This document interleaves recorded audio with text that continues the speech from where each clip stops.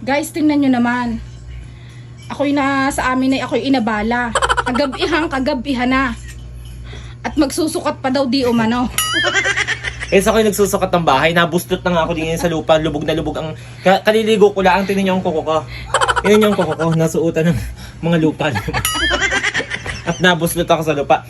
Kinukuha ko naman ang mga sukat na ring mga, kung anong mga haba at ako ngayon nagpapagawa ng design sa kaklase ko. Kaya ako nagkukuha ng sukat-sukat. And tanong, marunong ka magsukat? Hindi, titingnan ko lang number sa meters. Bahala na. Magaling sito. Guys, kung kayo mapapagawa ng bahay, ari po si Engineer Lee. Yes, hindi na ako magtatanong ng kung anong gusto nyo. Ako na akong gagawa. Magaling. Ang luwang na maghapon. Nga nga yung ginawang sukatan. Tingnan. Ay, oh. Ano mo din naman graduate ng engineer eh.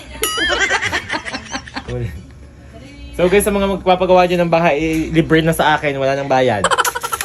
Ano mo guys ay lisensyadong engineer. Tingnan nyo, may painat-inat pa yung nalalaman.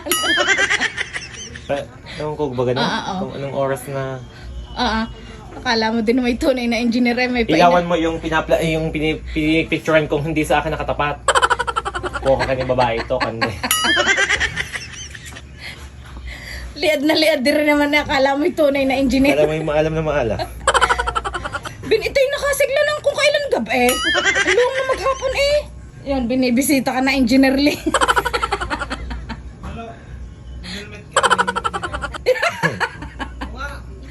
Hoy, di kayo pag nagka-construction, kailangan nyo naka-helmet. Ba't wala kang suot kung mabagsakan ka? Magsusukat lang ng sukat ng mga pader, mag-helmet pa. Wala na mapapatak. Tingnan mga kung may papatak, yung bubong nga itinanggal. Safety first.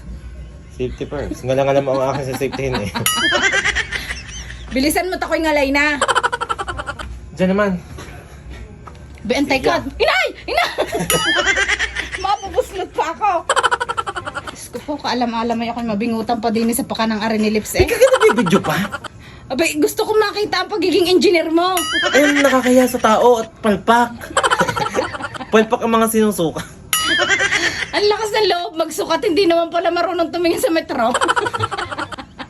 Oh, may pasandig-sandig pa siyang nalalaman. Guys, tingnan nyo.